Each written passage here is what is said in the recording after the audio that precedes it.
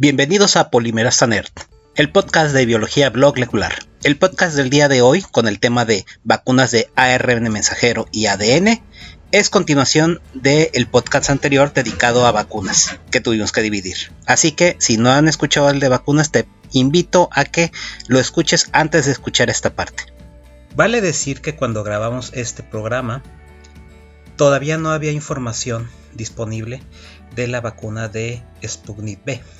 Por eso no pudimos abundar tanto, así que más adelante nos gustaría revisitar el asunto, cuando ya hayan avanzado los programas de vacunación a nivel mundial y podríamos hacer una evaluación del impacto sobre el avance de la enfermedad. Sin más, escuchemos esta segunda parte, vacunas de ARN y ADN. Que lo disfruten. En la parte del avance de las ciencias, estos refuerzos son una adición muy importante. Por eso somos tan insistentes con los esquemas, con los diseños, con las dosis. Y vamos a llegar a decirlo. Al momento de pensar en cómo hacemos una vacuna que no genera la infección, pero que aparte nos dé muy buena cantidad de personas con inmunidad, pues eso es un largo trabajo de ensayos clínicos. Y hay que decirlo. El desarrollo de las vacunas tradicionales tomaba muchos años porque se iban encontrando con una traba y otra traba. El bicho a veces se reactivaba y ya no te servía. La partícula generaba inmunidad, pero en un porcentaje muy chiquito de gente. Le ponías un adyuvante A y funcionaba, un adyuvante B y funcionaba menos. Entonces fue estar tuneando estas partes del desarrollo de las vacunas que tomaron décadas. Sin embargo, se aprende de este proceso al punto en el que llegamos a la modernidad y ya no se necesita echar a perder todo lo que se echó a perder en el pasado para llegar a una vacuna. Aquí la dificultad viene de la naturaleza del propio bicho. Si el bicho es muy bueno escondiéndose, entonces tu vacuna tendrá mayor problema para ser efectiva. Y luego viene este reclamo que tiene todo el mundo de ¿por qué no hay vacuna para el VIH? Bueno, si tú supieras que el VIH es buenísimo para esconderse, estarías diciendo, demonios, la razón es bastante válida. Sí, entre ellas, por ejemplo, el VIH es un retrovirus. Los retrovirus es un tipo de virus de ARN. Tenemos que entender que ADN son los ácidos nucleicos de dos cadenas que se encuentran normalmente en el núcleo, que son los que forman los cromosomas, esas crucecitas que se ven cuando la célula se divide. Y el ARN es un paso intermedio entre la información que se encuentra en el ADN y la producción de proteínas de la célula. Entonces, hay virus de ADN y de ARN. El VIH es un virus de ARN. Y este ARN además posee el gen para una proteína que se conoce como retrotranscriptasa. Esta retrotranscriptasa copia la información del virus, ¿sí? Y es capaz de insertarla en el genoma de nuestras células. Entonces, además de los muchos reservorios que puede tener el virus, el VIH es capaz de quedar grabado ya en nuestro genoma, ¿sí? Y se queda ahí. En el genoma de la célula infectada. Exacto, en el genoma de la célula infectada. Sí, porque sí hay que ser muy claros. Sí. Hay que ser muy claros. Una vez que una célula es infectada, esa célula incorpora el ADN del VIH en su propia célula. Y esta célula va a fabricar copias del VIH. Puede llegar una célula de respuesta y matarla, pero las copias en ese momento se liberarán y seguirán su camino. Y entonces, la peor noticia es que estas células, las infectadas, son las que se supone que deberían de cuidarnos. Exacto. Y es como decir, pues balacearon primero a los SWATs y dejaron vivo al perrito. Así es. Entonces, es un mecanismo muy complejo, pero de ese aprendizaje llegamos al punto en el que podemos obviar o eliminar toda esa necesidad de errores y podemos desarrollar mecanismos para vacunas mucho más eficientes, mucho más rápido. Estamos hablando de que la tecnología esta de los ARN mensajero con la que se están haciendo estas vacunas mucho más modernas, tampoco son tan nuevas, tienen 20 años en estudio. Sí, fíjense bien, y ya para entrar ahora sí en tema. De los argumentos para desconfiar que han utilizado para estas nuevas vacunas es precisamente que dicen, es cómo en menos de un año ya tenemos vacunas cuando tardan años en desarrollarse, y ahora de la noche a la mañana tenemos todas estas y una gran cantidad de más de vacunas, no es una sola, sino que cada país sacó su propia versión, bla, bla, bla, bla, bla. Bien, pasa lo siguiente, si bien es la primera vez. Bien, primero tendremos que decir que este tipo de vacunas son inauditas en el sentido de que la tecnología o la estrategia para llevar la información para generar inmunidad se le conoce como terapia génica, ¿sí? La terapia génica, en concepto, apareció desde los 70s y se empezó a aplicar en protocolos de investigación desde los años 90s. ¿Qué es la terapia génica? La terapia génica consiste en llevar la información de un gen. Un gen es la información que se encuentra en el ADN de nuestras células y que la célula utiliza para producir las proteínas. ¿Por qué son importantes las proteínas? Porque las proteínas en las células son las que hacen todas las funciones de la célula. Es decir, la célula necesita reconocer a otras células como colegas o como del mismo sistema. Bueno, hay un tipo de proteína. Que se ocupa una proteína para procesarla, para producir glucosa. Bueno, hay una serie de proteínas encargadas de eso. Que se requiere una proteína para tal función, para mover tal metabolito, para hacer tal reacción bioquímica. Todo son proteínas, inclusive la forma de las células, que se da por algo que conocemos como citoesqueleto, son un montón de proteínas acumuladas que se acomodan y se ensamblan y hacen una especie como de tarimas de estructura que le permiten a la célula adquirir cierta forma. Entonces, por eso sabemos que una neurona parece un arbolito de Navidad, ¿no? Con muchas ramificaciones. Una célula muscular es una fibra larga, ¿sí? Que tiene capacidad de contraerse. Luego una célula del intestino, pues es una célula que tiene como pelitos que los utiliza para absorber los nutrientes, y así, siendo que todas las células tienen la misma información genética. Pero, hay que decirlo, es como un libreto.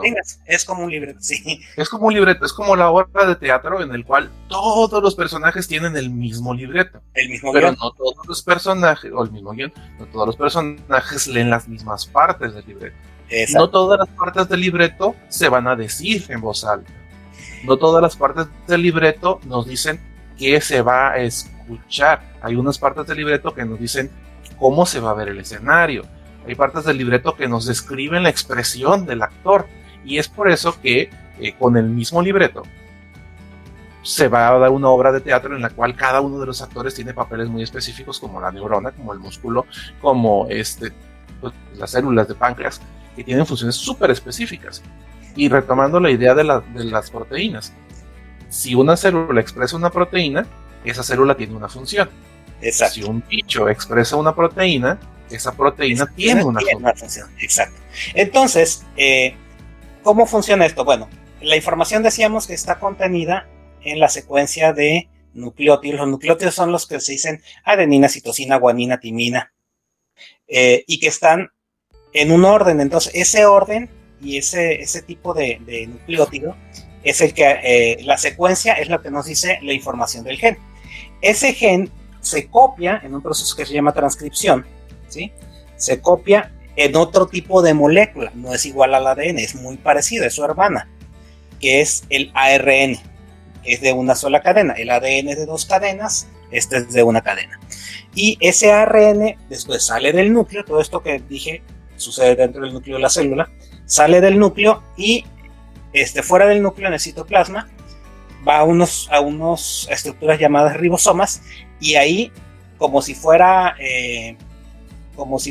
un lector de código Morse, va leyendo, y la información de ese ARN se traduce, y de hecho se llama el proceso, se traduce, cambia de idioma. Ahora ya, en vez de ser nucleótidos, ahora son aminoácidos, ¿sí? Esos aminoácidos que les encanta a los fisicoculturistas, ¿sí? En extracto, bueno, esos mismos aminoácidos, porque ellos tienen que producir mucha proteína en sus células musculares, que es lo que hace que aumenten el volumen. Entonces, esas proteínas ya formadas son las que van a hacer la función. Como bien decías, Felipe, las proteínas de los virus tienen su función. En el caso del SARS-CoV-2, la proteína más importante que se ha identificado es una llamada proteína Spike. Muchos ahorita tenemos en la cabeza la imagen del virus que ha circulado en diferentes formas, diferentes estilos, pero todas coinciden en una cosa. Es una pelotita que tiene como si fueran espiguitas o como si le hubieran clavado esos pines para poner en los corchos estos, para poner recados, como si estuviera rodeado de esos pines. Yo los imaginaba como antenitas. Bueno, antenitas, lleno de antenitas, ¿no? Esas antenitas son las llamadas proteínas Spike. La función de esa proteína en particular es la que se ancla a un receptor que se encuentra en nuestras células, se enganchan, es como si fuera un par de ganchos. Un gancho está en el virus y otro gancho está en nuestras células. Entonces, pero no son ganchos cualquiera, son ganchos que solo embonan entre ellas. Entonces, se enganchan y gracias a ese enganchamiento, el virus puede entrar a la célula y hacer todo lo que ya sabe. Sí, es la llave del virus, la llave que usa el virus para entrar a las células. ¿Sí? Y esa llave específicamente en un cierto tipo de células. Por eso los virus son de un cierto tipo de tejido. En este caso, el caso particular del SARS-CoV-2 está muy íntimamente relacionado con un receptor de una enzima convertidora de angiotensina que tiene un montón de funciones, está en un montón de lugares, y entre más sabemos dónde está, más nos preocupa el COVID. Porque al principio decíamos, nomás a los pulmones, pero no. Entonces, la importancia de utilizar esta proteína, que sabemos que sin esa proteína el virus no es capaz de entrar a la célula humana, es porque nos dice, este es como que el mejor indicativo de que sin esta el virus no va a poder entrar. Entonces, ¿para qué nos defenderíamos de un virus que es incapaz de entrar? Sí. Tenemos que defendernos de un virus que sea capaz de infectarte, y por eso se seleccionó la proteína esta como blanco para esas nuevas vacunas. Ok, y bueno, regresando al concepto de terapia génica o terapia de genes. La terapia génica surge como un concepto donde por ejemplo, si tú tienes un gen malo, donde no estás produciendo una proteína, ¿sí? Si te ponemos ese gen, si le metemos a tus células ese gen para que sí produzcan la proteína, entonces te estamos dando un tipo de terapia utilizando la información de un gen. Eso es básicamente lo que es terapia génica. Después de eso empezaron a surgir diferentes formas de utilizar los genes, porque no solamente puede ser llevar un gen para que sustituya una función, sino puedes llevar un gen que no tengas para que haga una función que normalmente no tienes, pero que te pueda ayudar en un caso específico, ¿sí? Entonces, y luego el otro asunto es cómo llevar esa información, porque bueno, ya tienes el casetito de información. Actualmente esa información, esos ácidos nucleicos, se pueden sintetizar de forma artificial, ¿sí? No se los tenemos que quitar a ningún bicho. Podemos agarrar nosotros, obtener la secuencia, ¿sí? Y mediante procesos industriales se puede ir construyendo una secuencia de manera artificial y va a ser indistinguible de una secuencia natural. Bueno, sí, es como pensar que para poder escribir una carta tienes que recortar letras de un libro, ¿no? Ajá, sí. Actualmente tenemos máquinas de escribir e impresoras que dibujan el carácter en el lugar correcto. Así es. Entonces ya no se ocupan esas partes. Y esa parte es muy importante porque hay argumentos en contra de las vacunas que dicen que cómo van a inyectarnos un virus. Sí, y aquí en realidad, bueno, entonces surgieron varias estrategias. una de las estrategias que surgieron en los años 90 fue el uso de virus que no son agresivos con nosotros. Entre ellos, los virus más utilizados son los adenovirus. Los adenovirus son un tipo de virus respiratorios que tienen forma como de icosaedro. Me van a decir que es un icosaedro, pues es una estructura geométrica de 20 caras, ¿sí? Entonces, y que son puros triangulitos, ¿sí? Entonces, un balón de triangulitos o un dado de Dungeons and Dragons. Sí, ándale, se parece más al dado de Calabozos y Dragones porque el balón de fútbol tiene hexágonos y pentágonos. Ah, cierto. Entonces es un poco diferente, pero acá estamos hablando de puros triangulitos. Tiene esa forma, no es importante, era nada más para que se lo imaginaran. El punto es de que como los virus tienen la capacidad de ingresar a nuestras células, pues son capaces de llevar esa información, ¿sí? De llevar esa información por nosotros y para que esa información procese la información genética y se produzca la proteína que queremos usar de forma terapéutica, ¿sí? Luego, hace 10 años más o menos, comenzaron seriamente los ensayos con ARN. El ARN es una molécula muy frágil, por eso es que estas vacunas que están hechas con ARN tienen que congelarse por debajo de menos 70 o menos 80 grados centígrados, porque se degrada muy fácilmente, ¿sí? De hecho, hay que hacerle ahí unas modificaciones para que aguante dentro de la célula. Pocos días después de que se haya hecho la inoculación y que se hayan producido las proteínas, ahorita vamos a explicar esa parte, ese ARN va a desaparecer, ¿sí? Bien. Me atrevería a decir que desde el momento en el que se inyecta esta sustancia al cuerpo, una buena cantidad de ARN mensajero ya está siendo degradado en el exterior de las células. Así es. Hay que decirlo, el cuerpo tiene mecanismos para deshacerse de casi cualquier cosa que no sea funcional. Entonces, cuando una célula se muere y explota, pues libera un montón de ácidos nucleicos. Entonces tiene que haber un mecanismo para limpiar esos ácidos nucleicos y que no se vayan a pegar en otros lados y hacer daño. Entonces, desde el momento en el que un ácido nucleico, un ARN mensajero, se inyecta, una buena parte se pierde en el camino. Creo que es súper importante decirlo.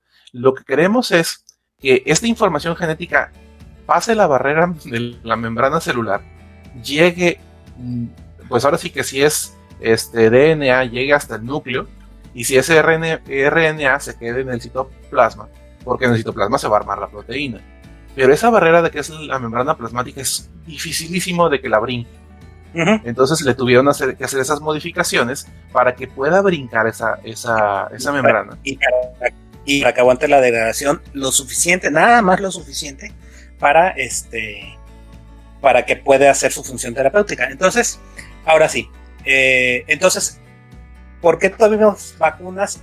Eso sí, si es la primera vez que esta tecnología se usa con fines de vacunación, en forma de vacuna, pero la tecnología de terapia génica ya tiene 30 años utilizándose, ¿sí? Sí, y también hay que decirlo, se ha dicho, es la primera vez que se usa una vacuna de este tipo en humanos y no sabemos lo que va a pasar.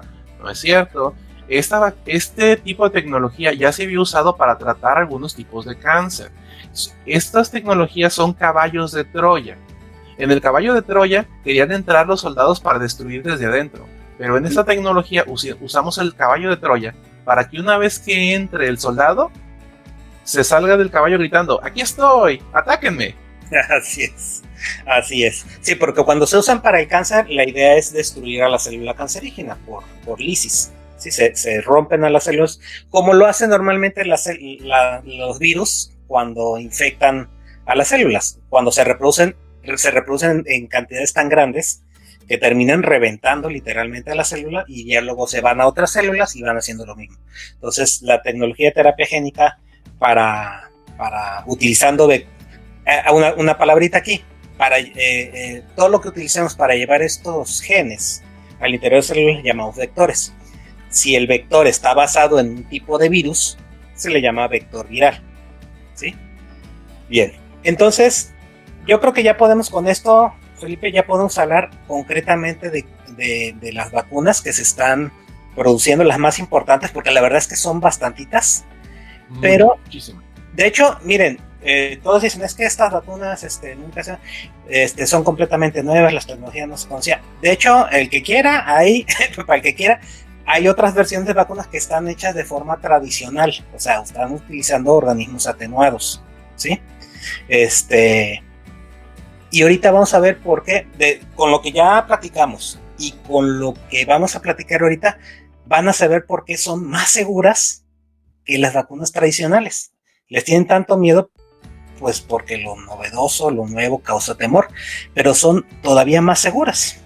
Y entonces podemos decir que básicamente de estas tecnologías basadas en terapia génica tenemos de dos tipos, las de ARN y las de ADN. ¿Cuáles son de ARN? Las de ARN son las de Pfizer-BioNTech y las de Moderna. Estas son de ARN y están envueltas en algo que se llama liposoma. El liposoma hagan de cuenta que es una burbujita de grasa. ¿Por qué de grasa? Porque las membranas que rodean, con lo que están hechas nuestras células, las membranas celulares, son grasa, ¿sí? Es un tipo de grasa, se le llaman fosfolípidos. Y este ejemplo siempre me ha gustado mucho usarlo en clases.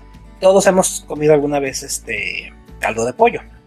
Y el caldito de pollo pues suelta la grasita del pollo, ¿no? Entonces, ¿cómo distinguimos la grasita del pollo? Porque son burbujitas de grasa, son burbujitas redondas, muy brillantes, amarillas, que andan flotando entre el caldo, que es agua. Y el que no haya jugado con esto, pues no tuvo infancia, porque todo el que haya comido una vez caldo de pollo ha tratado de poner en contacto una burbuja con otra, y lo que sucede es que se fusionan. Porque eso es lo que hace la grasita cuando está dentro de un medio acuoso, porque el agua y el aceite no se llevan, dice el dicho. Entonces, estos liposomas, ¿sí? Finalmente son burbujas de grasa similares a la grasa que tiene las membranas de la célula. ¿Qué va a pasar cuando se pongan en contacto estas burbujitas que llevan nuestro ARN con la membrana celular? Se van a fusionar igual, ¿sí? Van a entrar en contacto y pues, se van a fusionar una burbujita pequeña con una burbujota grandota que es la célula, y lo que esté dentro de la burbujita, o sea, del liposoma, que es nuestro ARN, va a quedar dentro, en ese momento queda dentro de la célula, ¿sí? Entonces, eso es lo que tienen las vacunas de Pfizer-BioNTech y Moderna. ¿Qué pasa una vez que entra este ARN? Bueno, hace ratito lo mencionabas, Felipe. Cuando entra el ARN, ya habíamos platicado que el ARN mensajero, ¿sí? Que es el que lleva la información del gen que fue copiado desde nuestro ADN, va a buscar los ribosomas para sintetizar la información, para traducir la información que tiene en una proteína. Solo que en este caso, nuestro ARN mensajero que introducimos por los ribosomas contiene exclusivamente la información para producir la proteína de la proteína spike, la proteína espina, que dijimos que era como la llave para entrar a la célula, ¿sí? Solo que en este caso no vamos a tener la pura llave, no vamos a tener un virus que quiera entrar. Simplemente es la proteína que rodea estas antenitas que dijimos que tiene el virus, ¿no? Además de ser bastante práctico, también tiene un factor de seguridad adicional. No puede generarte una infección, porque lo que genera la infección es el virus completo. Las partes completas del virus. Si tú nada más avientas una proteína que es este spike, contra esa se generará la inmunidad, pero no podrás tener la infección. Una cosa que se ha muy mencionado en los medios: les pusieron la vacuna de Pfizer y se enfermaron de COVID. Entonces, ¿fue la vacuna de Pfizer? No hay manera, porque la vacuna de Pfizer solo metió un pedacito. Es mucho más razonable pensar que en el tiempo que tardó el cuerpo de esas personas en generar inmunidad, entraron en contacto con una persona que les dio los virus completos. Sí. Ahora, no de estos casos que se han mencionado, que no sabemos si son ciertos o no, no he escuchado que ninguno se haya muerto. Y eso es una parte también, es muy relevante. Al momento de hablar de efectividad de las vacunas, es algo de lo que se habla mucho en los medios. Pfizer dijo 95% de efectividad. Efectividad no quiere decir que en el 95% de los casos las personas no se enferman de COVID. Quiere decir que el 95% de las personas vacunadas, 2 dosis, 2 semanas después de la segunda dosis, 2 semanas después de la segunda dosis, el 95% de las personas en esta etapa no desarrollaron síntomas de COVID. Eso no quiere decir que no se hayan infectado. Eso no quiere decir que no puedan ser contagiosos. Solo quiere decir que no desarrollaron síntomas ni leves ni graves. Es correcto. Y esa es parte súper importante, porque lo que buscamos al final de cuentas no es solo que el virus no se transmita, sino que la menor cantidad de personas fallezcan por causa de este virus. Así es. Sí. Luego, dijimos entonces que el ARN se queda en el citoplasma. Este ARN, como una vez que se introduce, porque la burbujita en la que iba se va a fusionar con la membrana celular y ahí se va a quedar. A partir de ahí nuestro ARN va por su cuenta, ¿sí? Va por su cuenta y va a permanecer en el citoplasma, en los ribosomas, produciendo la proteína tantas veces como pueda hasta que llega el momento en que es degradada, ¿sí? Nunca, en ningún momento, va a ir a dar al núcleo celular, ¿sí?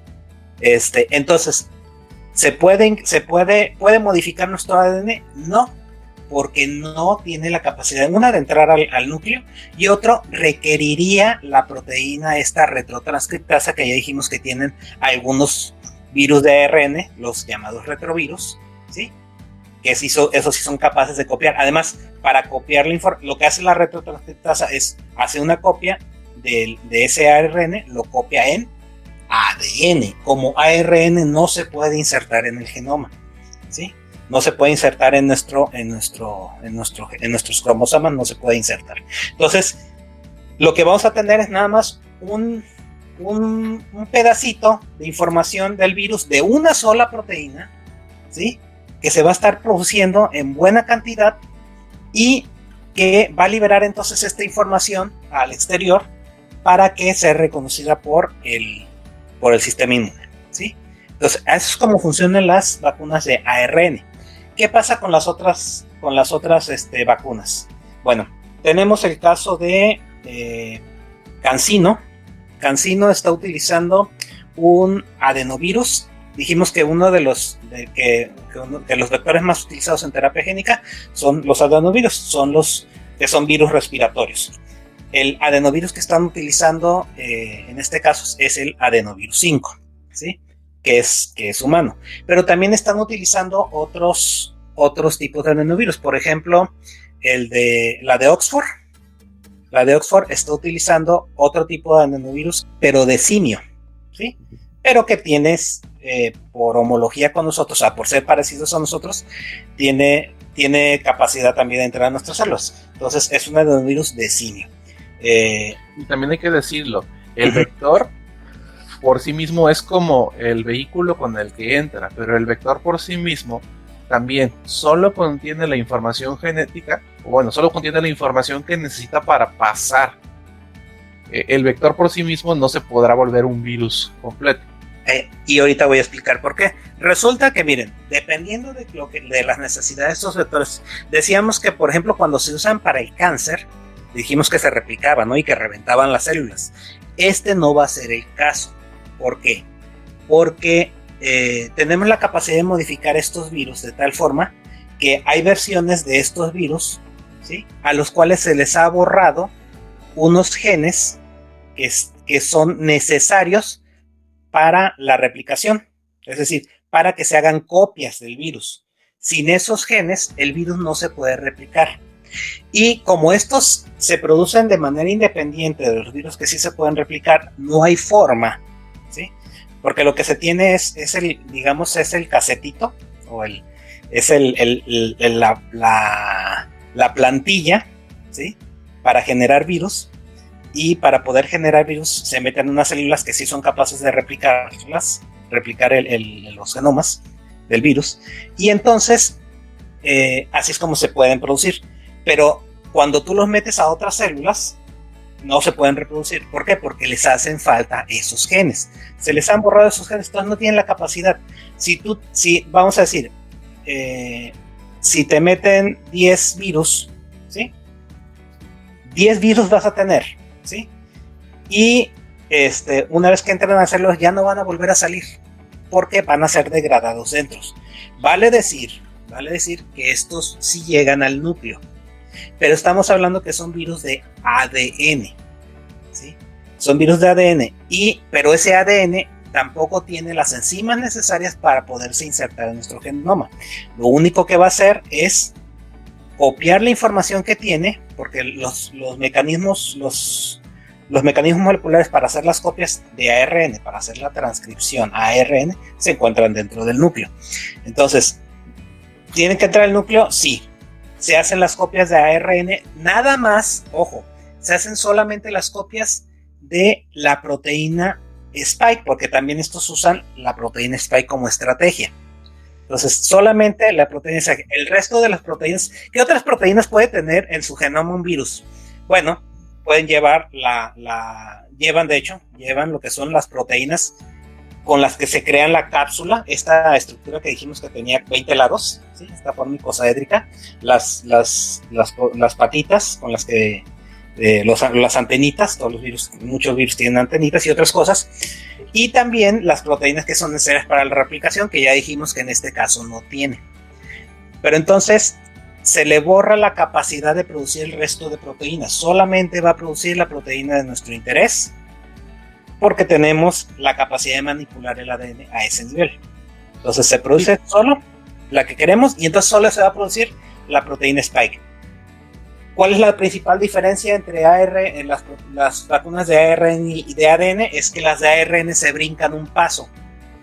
Ya tenemos el ARN mensajero, ya no necesitamos producirlo, ¿sí? Y no entra en el núcleo. Entonces, pero al final es lo mismo, o sea, producen la misma proteína de la que hablamos. Y aquí hay que recalcar lo que has dicho, Víctor, a lo mejor, como resumiendo, se pone tanto en el vector como en el material genético solo la cantidad justa que se necesita para que la proteína se exprese. No se le pone nada más. Ahora sí que por ensayo y error se fue reduciendo la cantidad de información al mínimo indispensable para crear la respuesta inmune. Si no se le pone información de más, porque una de las cosas que se ha visto es que entre más información pongas, más riesgo tienes de que haya un efecto que no estás deseando, que es que el cuerpo reaccione a lo que tú estás metiendo sin generar inmunidad. Es decir, que se lo coma o que lo ataque el sistema inmune antes de que cumpla su cometido. Entonces, entre menos le pongas, más eficaz es para llegar hasta donde tiene que llegar. Es correcto. No sé si quieres que pasemos esta parte de este temor que hay a los efectos secundarios que se han ido reportando en estas últimas semanas. Claro, porque sí. Es muy importante decirlo, que la mayor parte de los efectos secundarios se deben no propiamente ni al vector ni al ácido nucleico que se está poniendo, que ya dijimos que estos son muy muy seguros, sino que la mayor parte de ellos se encuentran en lo demás que va en la jeringa. Esas sustancias que dijimos que se llaman adyuvantes, que algunos de ellos tienen origen proteico, origen biológico, y ante esas moléculas los cuerpos pueden que ya tengan memoria previa. Y hay que recordar que cuando un cuerpo tiene memoria previa, en el momento en el que llega esa sustancia, el cuerpo reacciona de forma exagerada. Y una reacción exagerada, a través del sistema inmune, es pues una crisis anafiláctica, que es una de las cosas que ha pasado. Y que es en el peor de los casos, porque tenemos diferentes tipos de reacción de hipersensibilidad. Y bueno, la más agresiva de todas el peor de los casos es la anafilaxia. Pero todos entendemos lo que es una reacción alérgica, ¿no? Que puede ser, por ejemplo, que te empieces a llenar de ronchas, o que se te infle el labio, ¿sí? O que se te pongan los ojos así hinchados. Pero sí, la piel roja. El caso más grave son la anafilaxia. Y es por eso que es importante que la vacuna se ponga en medio hospitalario. Todavía no llegamos a la fase en la cual las vacunas se van a empezar a vender, ¿sí? Mucho ojo. digo, si se veía el caso, mucho ojo a quién se la compran. Es importante. Sí, este empresario que ya encargó 2 millones de dosis. Sí. Para que, sí, digo, es que, miren, siempre que hay oportunidad, alguien va a tratar de sacar provecho económico. Entonces, nada más hay que tener mucho cuidado en dónde se aplica. Y lo mejor siempre es ponérselo en un ambiente hospitalario, sobre todo si la persona tiene antecedente de alergias, ¿sí? Y quiero decirlo que se los he comentado a mis alumnos, tanto en cursos de inmunología como en los cursos de farma, que una persona no sabe a lo que es alérgico hasta que se presenta la alergia. Uh-huh. Hay muchas personas que tuvieron la mala fortuna de encontrar su alergeno o la sustancia que les causa la alergia muy temprano en la vida y dicen, pues soy alérgico a esto, al pasto, al polvo, a la caspa del perro, y lo seré toda la vida porque me di cuenta temprano. Pero hay gente que pasa toda su vida sin encontrarse su alergeno y dice, yo no tengo ninguna alergia. No, es que no te las he encontrado. Y en el caso de las vacunas, eso es una situación que está surgiendo. Uh-huh. La gente que ya sabía que tenía muchas alergias, pues dice, yo tengo alergias a un montón de cosas. Me ponen la vacuna y yo corro el riesgo de desarrollar una reacción alérgica. Uh-huh. Sin embargo, va a haber gente que nunca tuvo un evento alérgico de ninguna naturaleza y va a ser su debut. Sin embargo, vale decir también que la probabilidad de tener una reacción alérgica también es muy, muy baja. ¿Sí? Sí. Y aunque sea baja, los laboratorios la prueban en los estudios de fase 3. Mucha gente dice, es que fue muy poco tiempo y no confío. Sí, fue muy poco tiempo, pero fue un montón de gente. Y cuando tú sacas las cuentas estadísticas, la estadística hay los estudios, ¿sí? Sí. Hay una cosa, parece que fue poco tiempo, pero todos los estudios de fase 1, 2 y 3 tienen que cumplir con ciertos meses, o más o menos entre 5 y 9 meses es lo que debe durar. Lo que sucede normalmente es de que se espera que se termine una fase para arrancar la siguiente, ¿sí? Claro. Lo que sucedió en este caso, ¿qué pasa? Hablamos así rápidamente de las fases. De todas maneras hay un video ahí en el canal que habla de los estudios clínicos. La fase 1 se usa para determinar la seguridad, ¿sí? No importa si funciona o no, todavía no estamos en eso. Nada más queremos ver si es seguro para aplicarse en las personas, ¿sí? Y los de fase 2 son los que buscan la efectividad. ¿Qué sucedió? Que fases 1 y 2 arrancaron casi simultáneamente, con diferencia de pocas semanas. Entonces iban corriendo a la par, pero al final cumplieron con su tiempo cada una. Lo que pasó pues es de que lo que sí es que fase 3 no puede arrancar hasta que no haya fase 2. Por eso las fases 3 empezaron a arrancar ahora a finales de año. Sí, y también hay que agregarlo por encima de las características de los tipos de fase. Hay que decirlo. Los tiempos no son tiempos fijos, sino son lo que habitualmente toma. Por ejemplo, si tú no consigues voluntarios para una fase, no puedes avanzar a la siguiente. Si hay poquita gente que esté dispuesto a arriesgarse por una vacuna experimental, pues aquí a que voy y convenzo gente, no puedo avanzar. En este caso, el interés mundial fue que había mucha gente dispuesta a entrarle. ¿Sí? Y eso aceleró muchos meses el avance de la fase 3. Vale decir también que de manera inaudita y como nunca en la historia, bueno, eso es más o menos lo mismo, de manera insólita, por primera vez probablemente en la historia de la humanidad, nunca se había destinado tantos recursos económicos a un solo problema, ¿sí? Entonces, eso también da cuenta de lo rápido que se dieron las cosas. Sí, claro, cuando una persona construye su casa y lo hace de su propio bolsillo, te tardas mucho tiempo en construir, porque todo cuesta mucho. Uh-huh. Cuando una persona con millones de dólares hace una casa a un lado de la tuya, pues la termina en 2 semanas. O en menos. Así es. Sí. Entonces, por eso es que podemos, ya los estudios de fase 3, como decía, ya fue de miles de personas, ¿sí? Ya fue de varias decenas, incluso de miles de personas. Entonces, lo que tenemos son básicamente ese tipo de vacunas, ¿sí? Hay otra fase que es la fase 4. Esa sí no se puede no se puede acelerar. Por eso es que ahorita también entramos a lo que fue la aprobación de emergencia. La aprobación se da al término de fase 3, ¿sí? Pero hay un tiempo más o menos considerable para autorizarlo. La de emergencia, ¿sí? Es un permiso que se otorga por parte de las autoridades. Ya esto es una cuestión burocrática. Y muy puntual de cada país. Sí, cada país tiene sus propias reglas. En Estados Unidos es la FDA, en México es la COFEPRIS. Sí. Entonces, cada país tiene sus reglamentos y sus consideraciones. Hasta ahorita la mayoría ha aprobado la de emergencia para las que están ya empezando a circular, que es principalmente la de Pfizer-BioNTech. La de Moderna estaba por obtenerlo. Y también creo que AstraZeneca también estaba a punto de obtenerlo, de empezarlo a obtener. Entonces, fase 4. Esta fase 4 se va a dar con el tiempo, ¿sí? Ya, de hecho, los de fase 4 ya son muy variables. El más importante sigue siendo el de fase 3, porque es el que conjunta la información de fase 1, fase 2 y lo exponencia, ¿sí? Lo lleva a otro nivel, a mayor cantidad de personas para ver mayores efectos. Lo que busca fase 4 básicamente es ver los resultados a largo plazo, ¿sí? Y a veces, bueno, esto es para todos los fármacos, no nada más para las vacunas. A veces se obtiene información de otro tipo de utilidades, y también da cuenta se estudian ya mecanismos de acción y otra información que eventualmente se va a utilizar para otro tipo de problemas o para problemas similares. Entonces, también decir lo que básicamente continúa hasta mientras la gente quiera seguir experimentando con eso.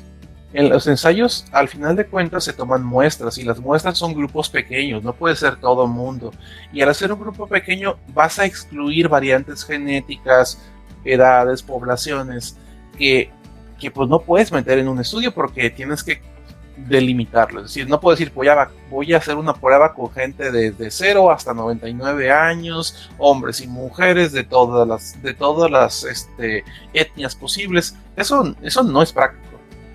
Y por eso las fases 3 tienen estas limitantes, que cuando sale un producto, una vacuna o un medicamento y se expone al pleno de la población, van a empezar a surgir estas variables genéticas específicas que te dan efectos secundarios que no te esperabas. También existe lo que le llaman reacciones idiosincráticas. Ahora sí que de todo el mundo, a lo mejor es la única persona a la que le pasa esto con este medicamento o con esta vacuna.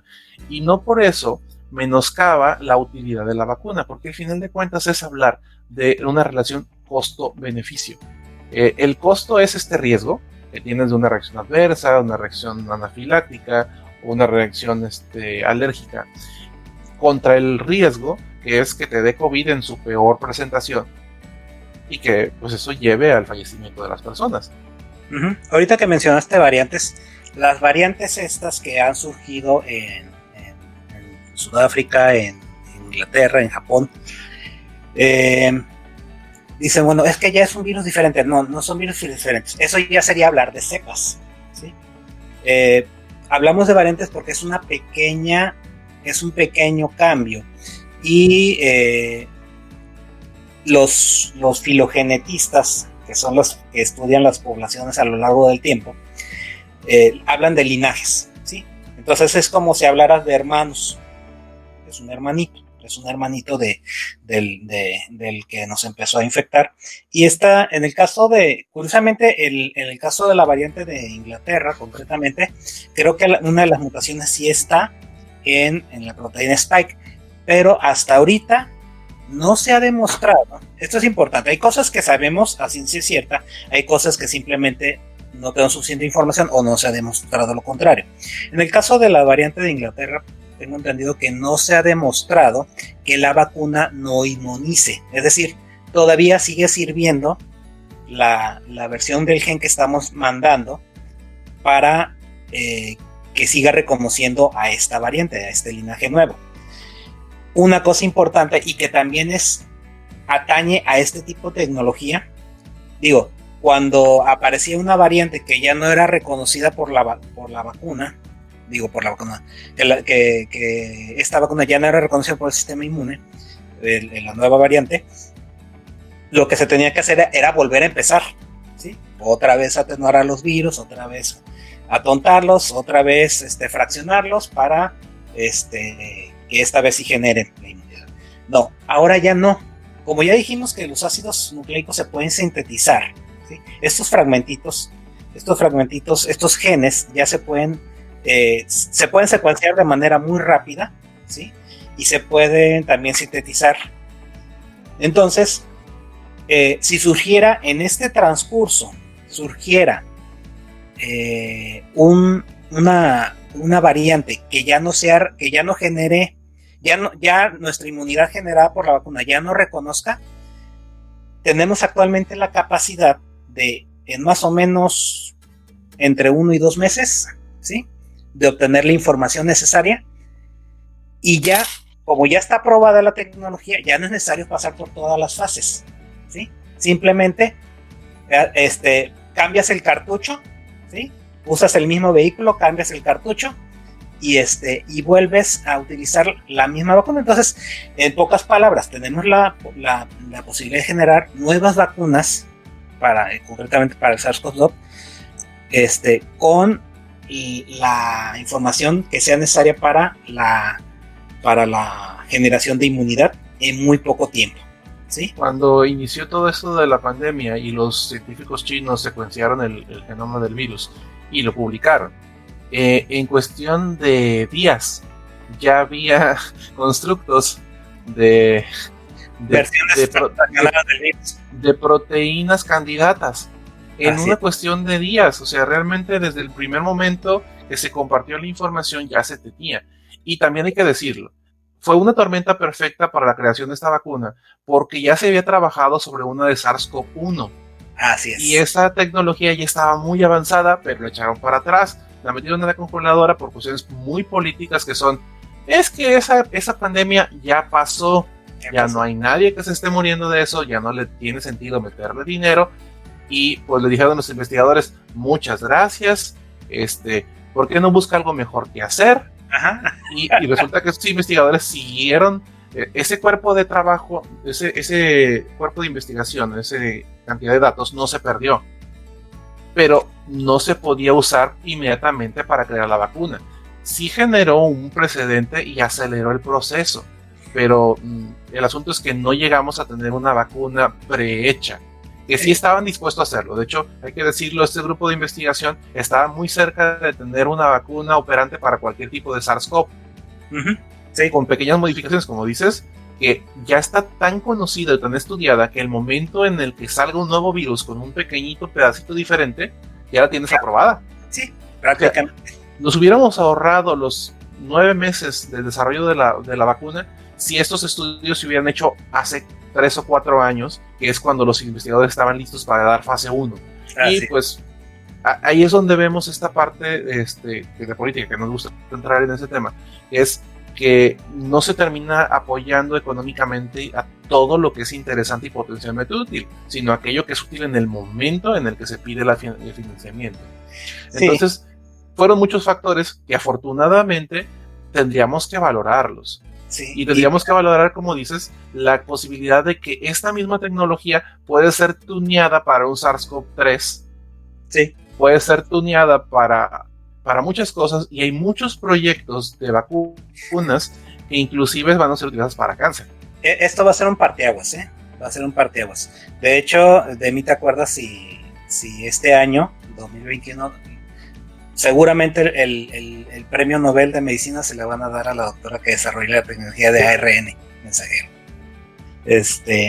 Entonces, pues sí, y ya para ir cerrando, una cosa importante aquí es de que precisamente este escenario que se dio a nivel mundial fue también inédito. No solamente se invirtió muy buena cantidad de dinero, ya vimos que si se invierte la ciencia da resultados en poco tiempo. Si le inviertes así más o menos, pues los resultados van a llegar, pero van a tardar más, ¿sí? Entonces, si quieres resultados prontos, pues hay que invertirle, ¿sí? Como a todo. Entonces, hubo una fuerte inversión por prácticamente todo el mundo, casi todo el mundo, pero además también hubo una situación muy interesante. Toda la información científica que se iba generando se puso a disposición prácticamente de todo el mundo, de forma gratuita, porque bueno, sabemos que lo que es la literatura científica, no todo es open access, es decir, no todo es de acceso libre. Hay algunas cosas que sí, hay algunas cosas que no. Si no tienes para pagar el open access, pues ni modo. Pero el punto es de que las editoriales todavía trabajan bajo el concepto de venta de artículos, ¿sí? Muchas de ellas. Pero lo que fue toda la información que estaba membretada con el para COVID-19 o SARS-CoV-2 estaba de forma gratuita. ¿Sí? Entonces, y las estructuras informáticas también estaban bastante desarrolladas. Porque hay que decirlo, si esto nos hubiera pasado en el año 2000, hace 20 hubiéramos años, tardado muchísimo tiempo en enterarnos de que el virus tenía ciertas características, por el recelo, por la dificultad, porque no había formatos homogéneos para transmitir los archivos. Una persona en Rusia lo hacía en Word 97 y una persona en Estados Unidos lo estaba leyendo en Office 2005. No, y ya ni Office, era notas. Open Word. Exactamente. Entonces, eso nos llevó a este momento en el que sin esos factores no tendríamos las vacunas. Y son muchas, porque en realidad arrancaron al parejo probando diferentes tipos de tecnología.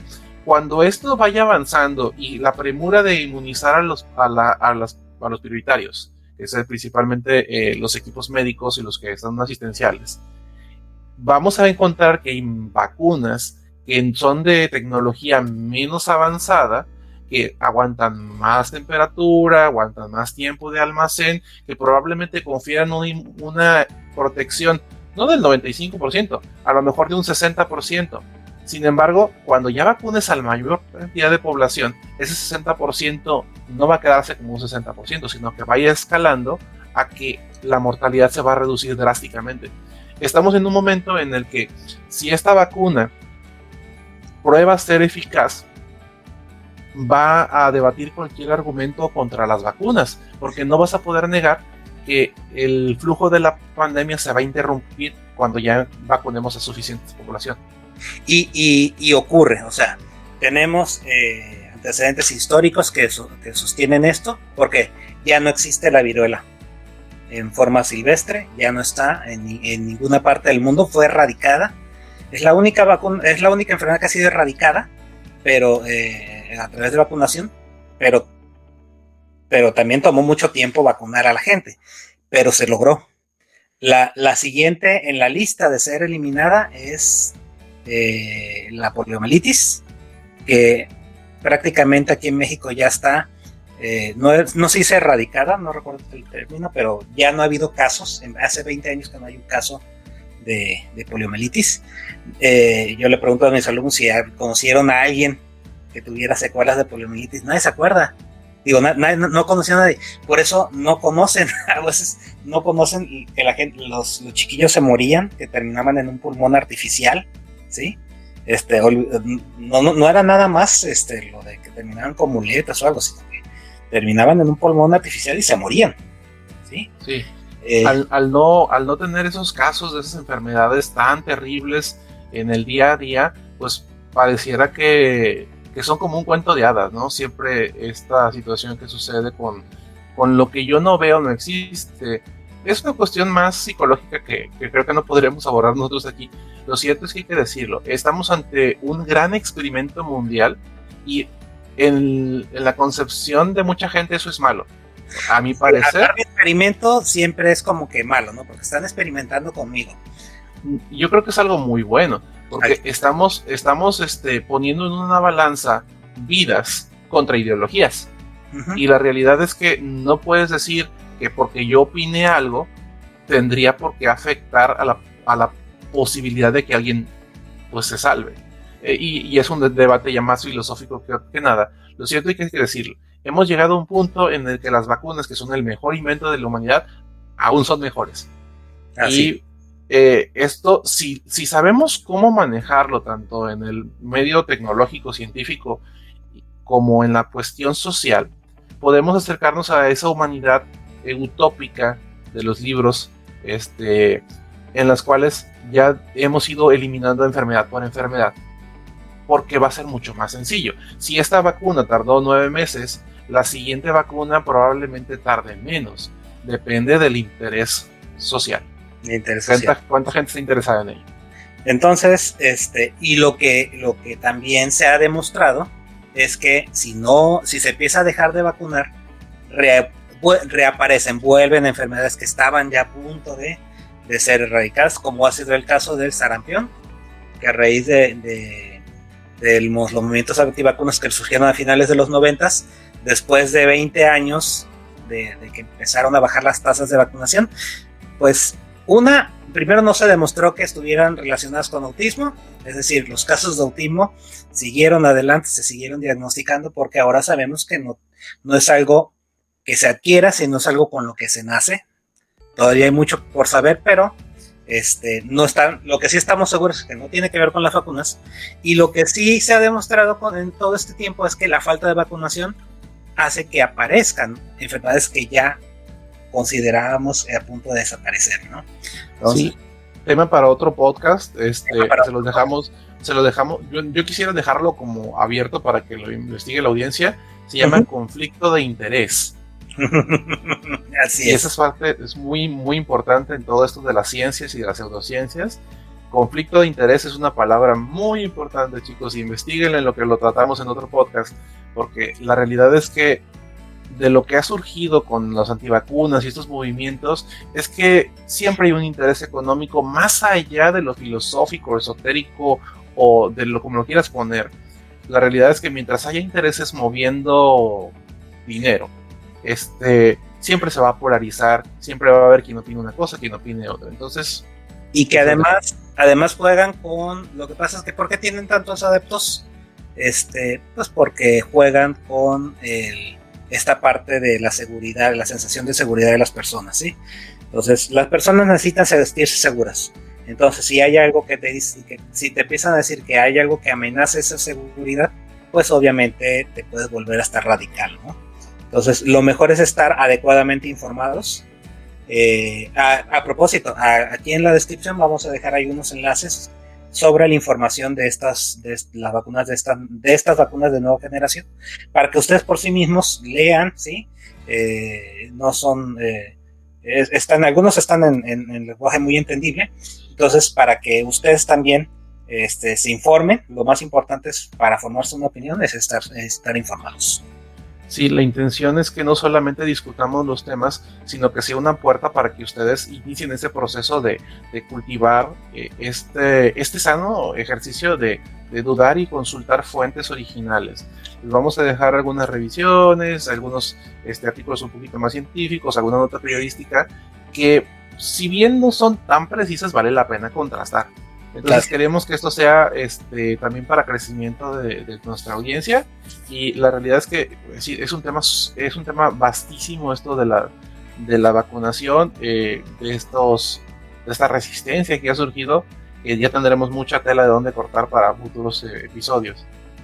Y bueno, yo creo que vamos a parar aquí, ya nos extendimos bastante, pero la verdad es que el tema lo vale. El tema lo vale, es un tema que es no porque sea tema de moda, sino porque es un tema importante en la situación que estamos viviendo. Entonces, pues con esto yo creo que vamos a cerrar. Muchas gracias por habernos acompañado. Les recordamos que este podcast se transmite en YouTube, y también está en las plataformas de iVoox y Spotify. Ahí en el cartel de descripción también están nuestras redes sociales para que nos sigan. Y bueno, yo soy Víctor Kardash. Yo soy Felipe Cano. Y esto fue Polimerasa Nerd. Hasta la próxima. Hasta la próxima.